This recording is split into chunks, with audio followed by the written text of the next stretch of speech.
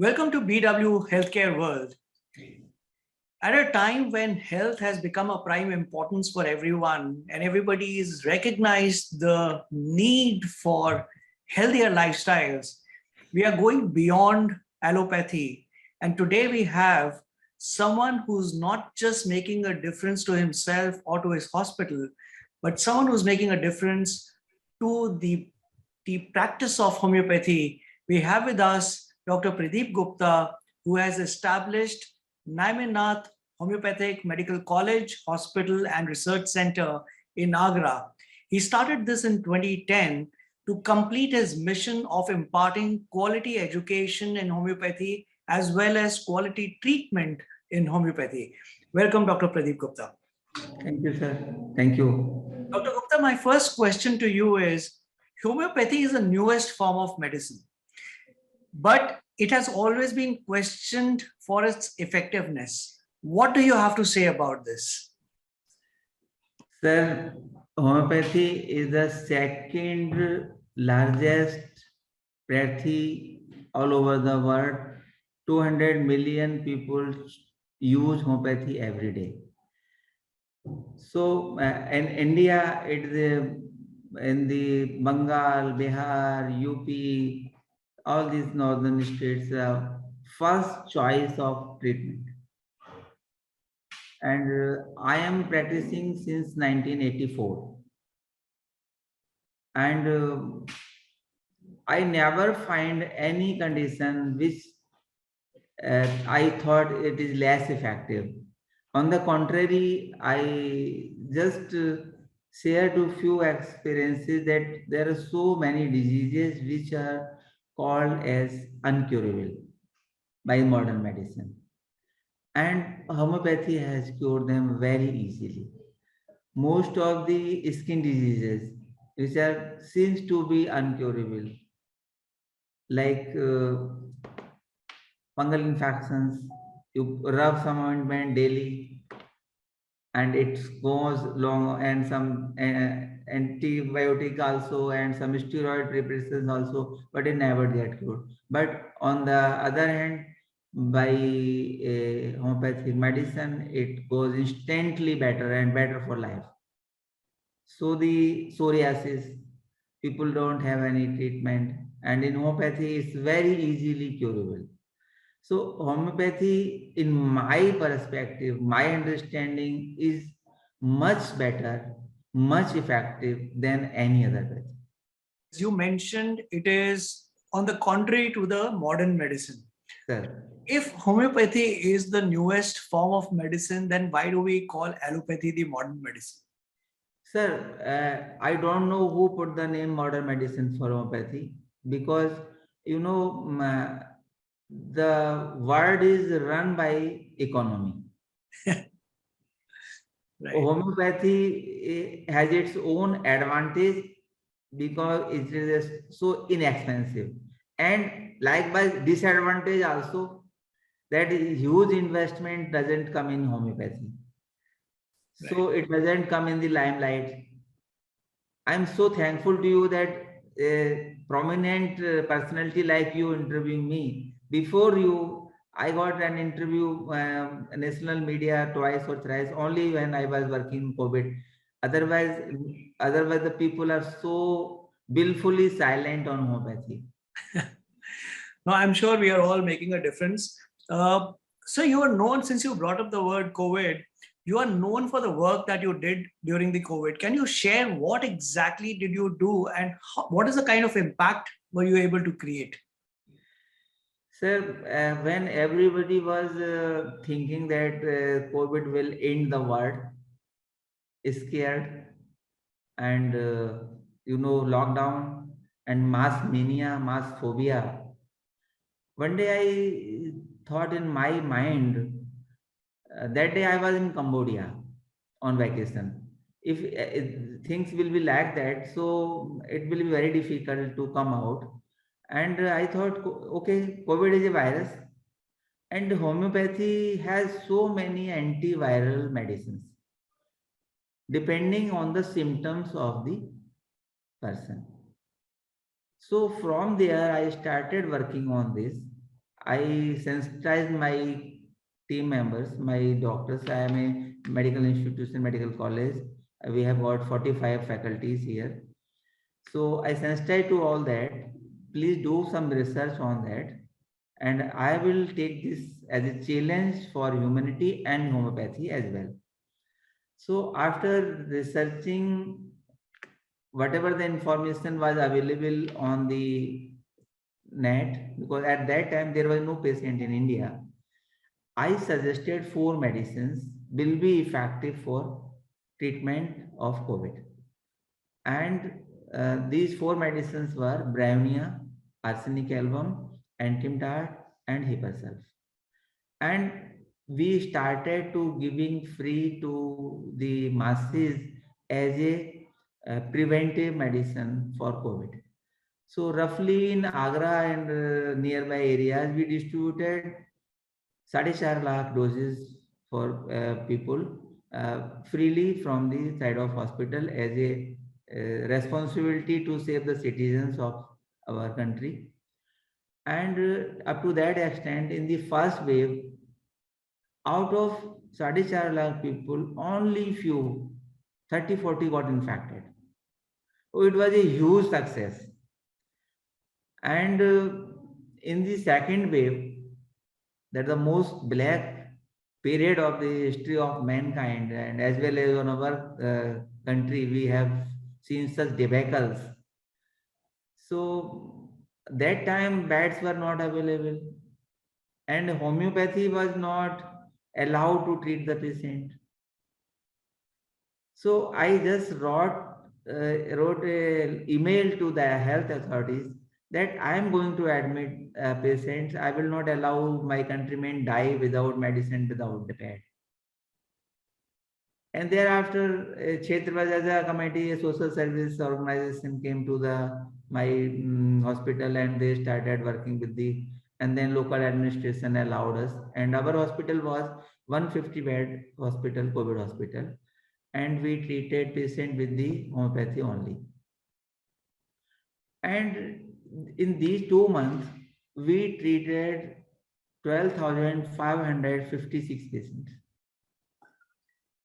And we admitted 425 patients in the hospital during those days, and only 6 mortalities. So this is the lowest in all over the world. And the success rate was 3 to 5 days. All the patient, majority of patients were discharged within 5 days without any complications. When the oxygen saturation was less than 30, 40, we did the homeopathy medicine, gave the homeopathy medicine, and the saturation suddenly started to 70 or 80 within one hour or 2 hours. So that was a really moral booster to us, because without working, we can only assume that this will work. And while we were seeing the patient, and the oxygen saturation were immediately gone from 30 to 70 or 80 or 90, then we just got this is the right remedy. And most of the people discharged within 5 days. And the people which were very sick and serious, they took 2 weeks, some patients. And some patient who came from after allopathic treatment in a very bad conditions, they also got cured. So I am very lucky, and I am thankful to God and to my whole team that we received patients, and we able to serve them, save them, and only 6 mortality was noted during that period. Dr. Gupta, this is very interesting, because most people think that, disease like COVID or emergency situations cannot be treated by homeopathy, because it is always assumed that it is a slower treatment. Now, you have a hospital where even the emergency patients are treated only by homeopathy. Can you share some light on this as to how you do it, and how does homeopathy comes in handy even during emergency situations? Sir, this is my personal experience. And now this is not personal, as everyone knows most of my students, my doctors know that homeopathy works within few seconds. As I mentioned you, during COVID, without oxygen, we were able to increase the oxygen saturation from 30 to 70 or 80 within 2 hours. So my firm belief, and one thing I would like to mention, during those periods, just to show the effectiveness homeopathy, me and my team never use any face mask, gloves, or PP. We greeted patients by hugging them to increase, to boost their morale. That COVID is very easily curable. We are not fearful. We are having medicines. We will got infection. We will be cured. But so just be relaxed. We will be all right. So this moral booster also comes to their mind, and they got very easily cured. And now on the other part of your question, emergency. We regularly get the patient myocardial infarction, and without CCU, we manage them with the homeopathic medicines. And to the extent that few patients got relieved within 2 hours. Some take 6 hours. And I'm proudly say that in emergency, there are very less fatality in our hospital. Like cerebrovascular accident in paralysis cases, we admit the patient. Even the hematoma is big size, or the infarction is big size, and they gradually got completely all right. So me and my team really work hard, and there is a lot of patient nearby area. They choose our hospital as a first line of treatment. They say that they are much comfortable, much better with homeopathy rather than allopathy.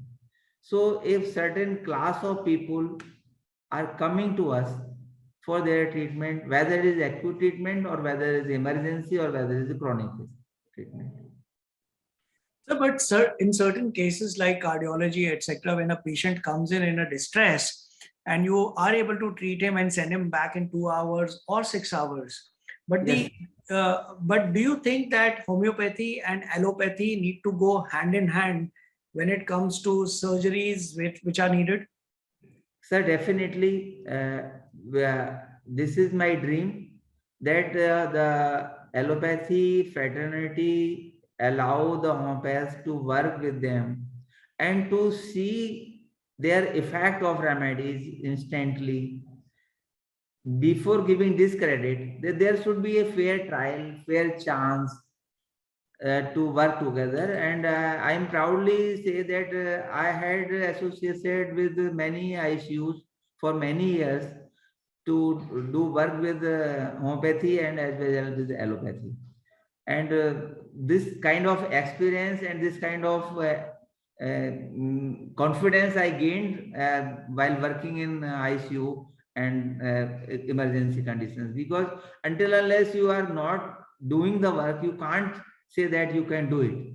So I am fortunate enough that I am being associated with many hospitals in their serious conditions, and I am able to produce the results. So that's why I have no ambiguity in my mind that I can do or not.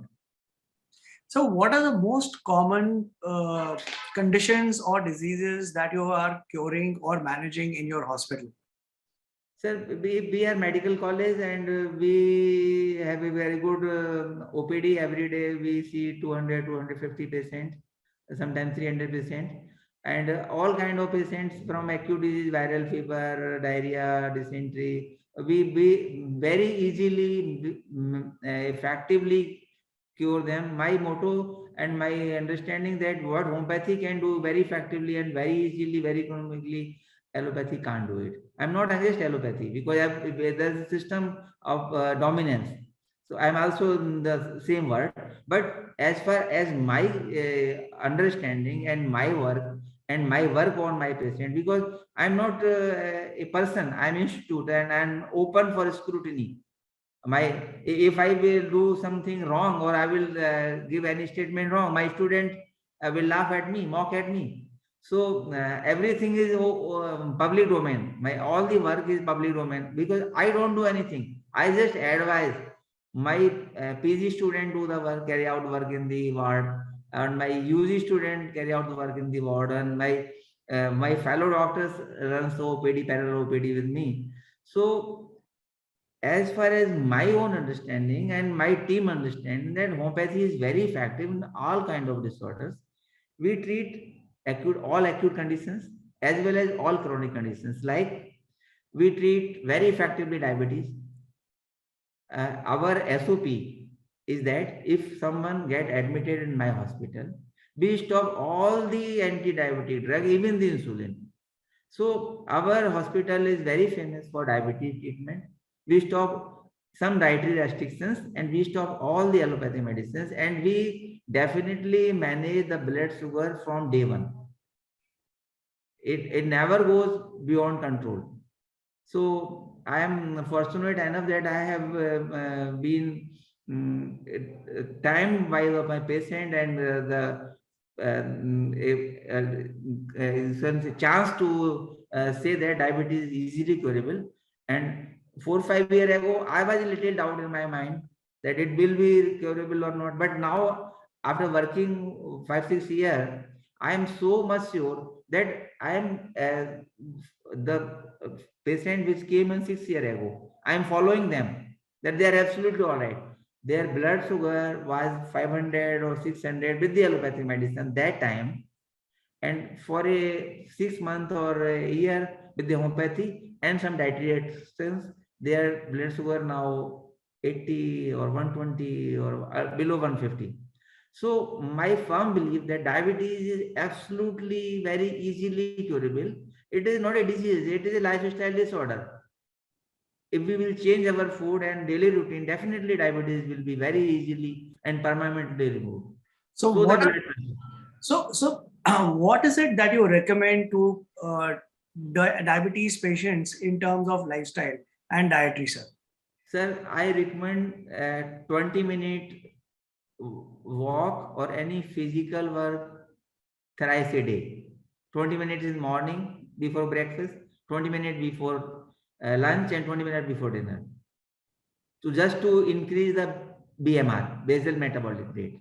So the body automatically consume the sugar, and less grains, and sometimes no grains, and lot of vegetables, soup, salads, and all kind of fruits. So my just diet plan to my patients is 1.5 kg fruit every day, 1.5 kg vegetables every day, rest, pulses, dry fruits, etc. And you will be gradually recovered and will be enjoy your whole meal after 6 weeks or 8 weeks. And 95% patients got instantly benefited with this protocol of the diet and along with homeopathic medicine.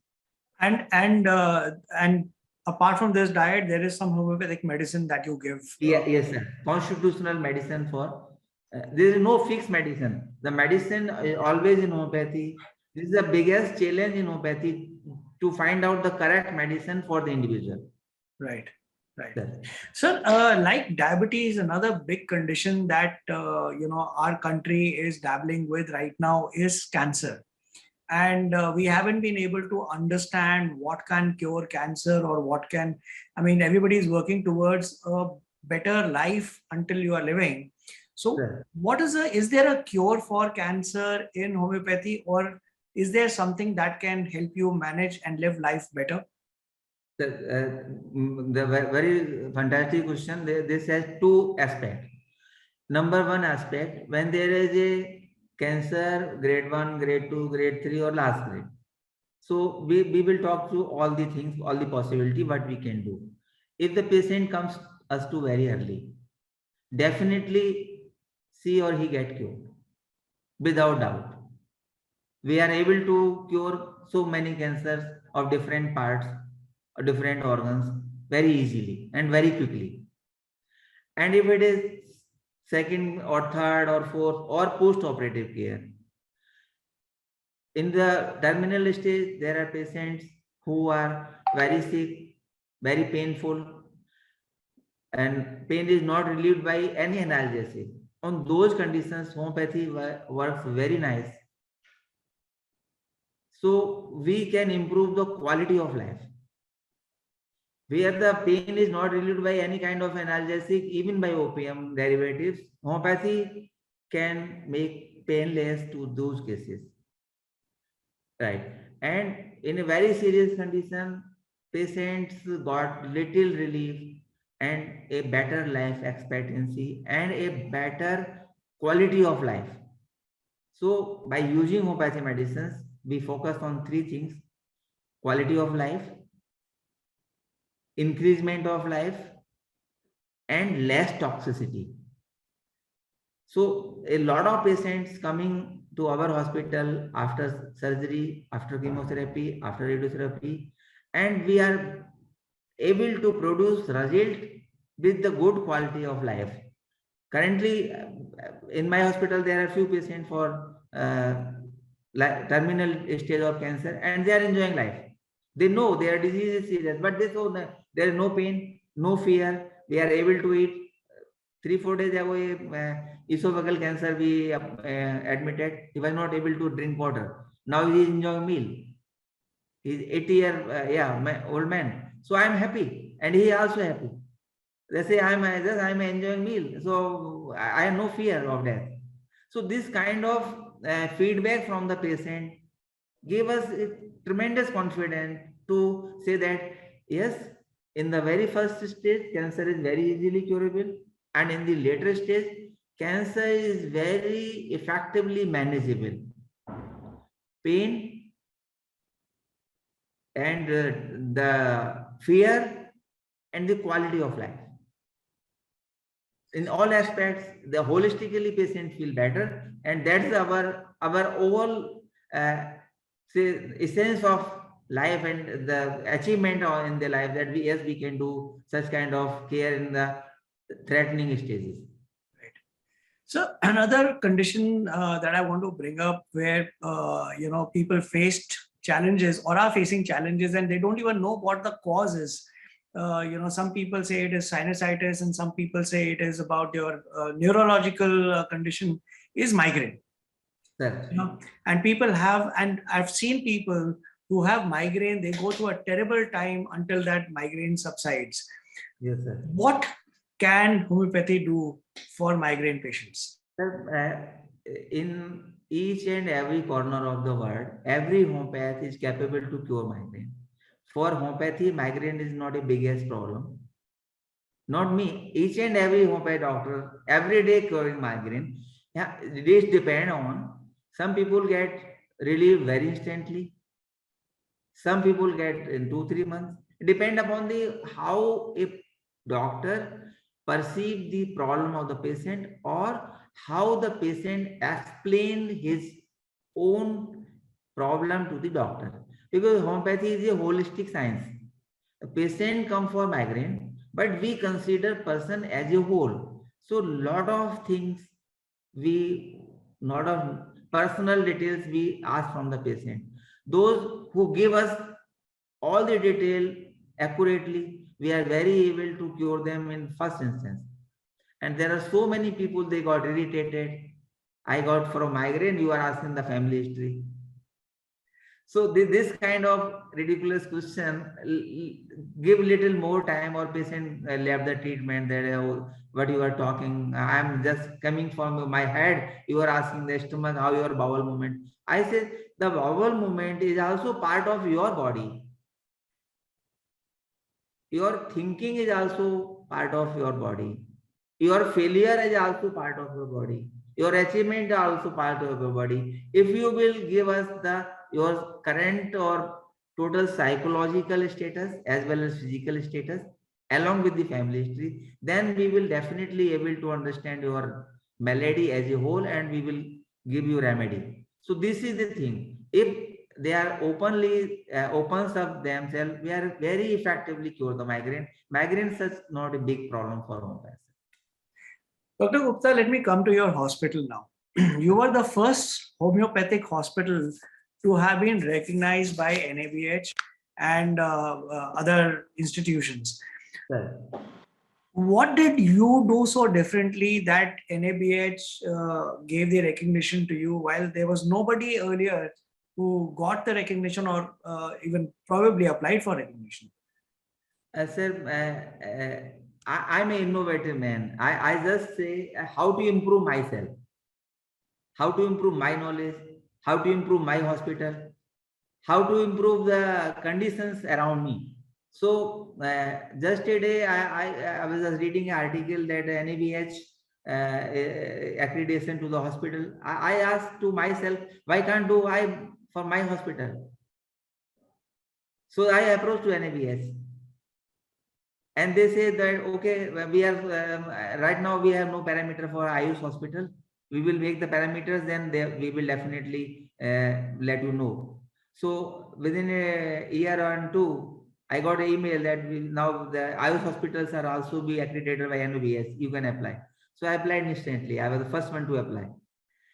And thereafter, I learned so many things from them also. And they also learned many things from me because it was a new venture for them also, for me also.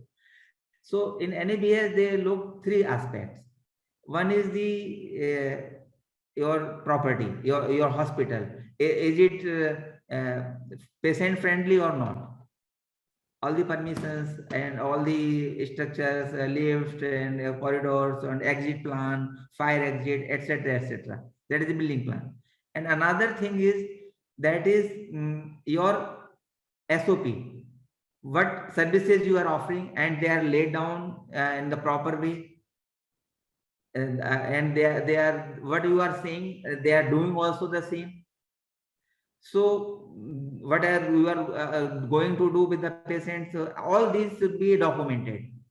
So and no ambiguity. Whatever you charge from the patient, what medicine you are giving, or what are the conditions. So these are all things we have documented. We have a standard operative procedure for everything. And the last come to the pharmacy, the formulary, what you do, what medicine you give. So it's everything on record. And I'm so happy and so glad to share you that we were the first hospital of India to accredit by NABH, and we are still in the NABH, and we are every day we are updating ourselves according to the standards. It's a very beautiful thing that you mentioned that you also are learning from NABH to improve yourself, because that's what helps you become better every day. Dr. Gupta, now I want to come on to your education part. So when it comes to medical education, everybody is looking at allopathy, applying for MBBS, etc. Is it still that MBBS is the first choice and homeopathy is not the first choice when it comes to picking up or choosing it as an education for people? And what is it that you are doing to change this mindset? Sir, it is a really difficult for me. I will share two things to you. I had a daughter. She said when she was in 10th that she will become only homeopathy doctor, nothing else. She was a meritorious student and she opted homeopathy, and she is working with me. She is assistant professor in my department and in the hospital, and she runs a clinic beautifully. And there are some of my relatives also with me working, and they willfully chooses homeopathy by seeing me. And there are so many other part of students, because I'm a known figure now by through social media. So in Bengal, Bihar, Maharashtra, Karnataka, even Kerala, people are sending their their wards to my college to get the admission in homeopathy. But no doubt, allopathy is the first choice, because everyone rushes to the allopathy. But my firm belief, a learned homeopath is much better place in society, much better service to the nation, and to himself he can earn much better money, because homeopathy is a very easiest form of practice where you don't need to give commissions to anybody, to any malpractice, or to whatever, I don't want to say. to pharmacy and to pathology. I don't go in detail. Everyone knows that is an open secret. Homeopaths are almost free from all these problems. So it is noble profession. And as far as I see, the doctors who are really practice homeopathy, they are very well. They are earning handsome money. I also earning very handsome money. I am an institution. I built this institution by my practice only. So my message through your channel, sir, that if government will promote homeopathy, of course, government is promoting this current regime of Modi government is promoting homeopathy, Ayurveda, Ayush system very well, and we are much better place. But if I say only one thing, if the expenditure which is given by the government to a single aims, if this expenditure is given to homeopathy all over the India, we will definitely produce better kind of doctors, because homeopathy will flourish and will be propagated by the students only.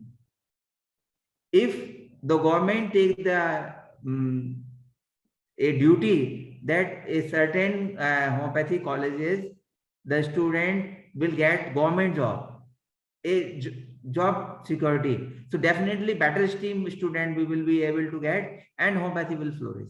Otherwise, I don't have any plan that homeopathy can, like homeopathy is running by its own pace.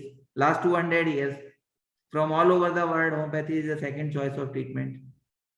So in India, it is also second choice of treatment. So homeopathy will go its own pace, and I am happy to share you that homeopathy is the biggest health science, which is 200% increasing every day by the revenue. And it is estimated that in 2027, it will be 140 billion business is all over the world. So homeopathy, definitely homeopathy is lagging behind, just due to it is not in limelight. Big pharma companies are not investing, and so the media is also not focusing on homeopathy much. But homeopathy is running its own pace. It has its own current. Currently, the 4 lakh people are practicing in India homeopathy. 256 colleges in the homeopathy. So it's a huge infrastructure of homeopathy, particularly in this country. So keeping this in mind and what are your suggestions, what do you think is the future of homeopathy and its acceptance? Because, for it to succeed, it is not just getting enough people to come in and study and become homeopath doctors. This will grow only when the acceptance of homeopathy increases among the patients. So what do you think is the future? Acceptance of homeopathy is very high.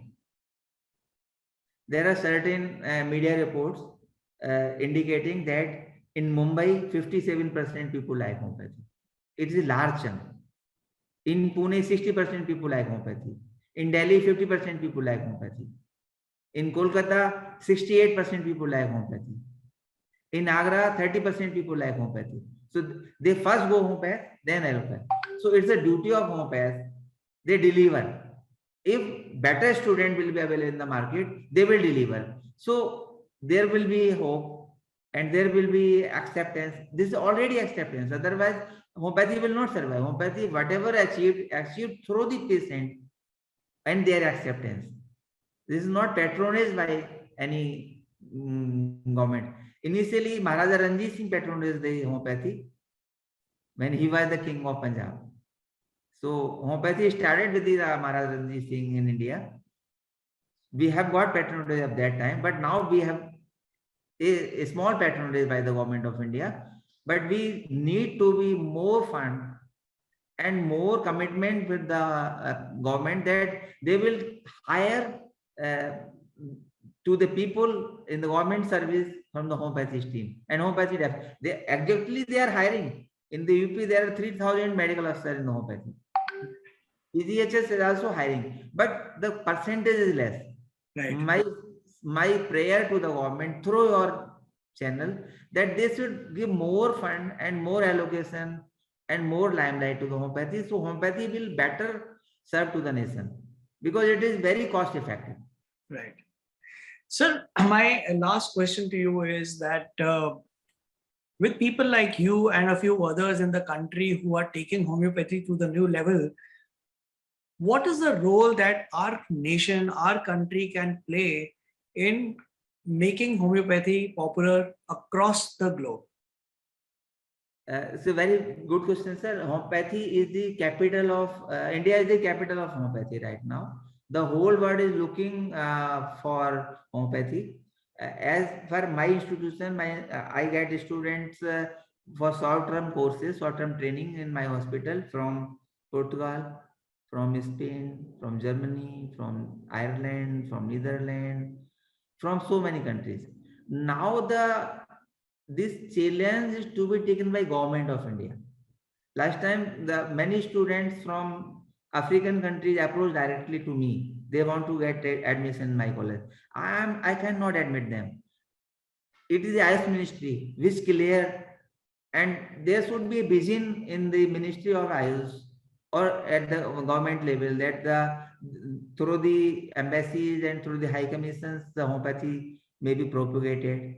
One thing to the students, and second things to the practitioners of homeopathy, because we have large population and we have lot of number of patients.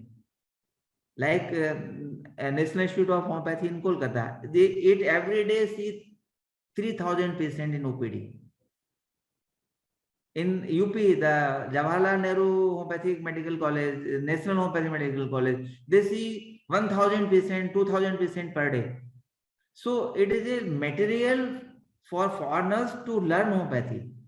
So these centers can be promoted as a short-term training and teaching for homeopathy to the all over the globe, attract to the people. It will also definitely will bring revenue and bring new possibility to the world for tourism, for culture, and for knowing to each other and the image building of the nation. Jisko we are trying to be Vishwaguru. So homeopathy can also be a tool to become Vishwaguru. If student will come from all over the world, then definitely we are the teacher. Thank you so much, sir. I have one more question, sir. I want to ask you because one of the answers that you had given earlier, you mentioned that diabetes patients can have all kinds of fruit. Yes, sir. Is that correct? So Yes, are there some fruits, for example, when people say that, you can't have lychee or you can't have mango, it is too sweet for you. What is your take on this specifically for diabetic patients? Yeah, my take in that, a small quantity, a small portion of mango, any diabetic patient can take without end. But I say not to eat, not to drink juice, not to drink mango shake. You can have 3-4 lychee very easily. Not so many, but not 1 kg. So because it's definitely it has a high glycemic index. Mango is also high glycemic index. This papaya also have high glycemic index, but a small portion can be taken very easily without any problem. Fine, sir. Sir, thank you so much for taking out time to speak with Business World Healthcare. Thank you for asking me such wonderful questions and giving me opportunity to share my views. And hopefully this is not our last interview. We will meet again and again. And really, I'm thankful that you have given a platform to homeopathy. Thank you very much. It is our pleasure. Thank you.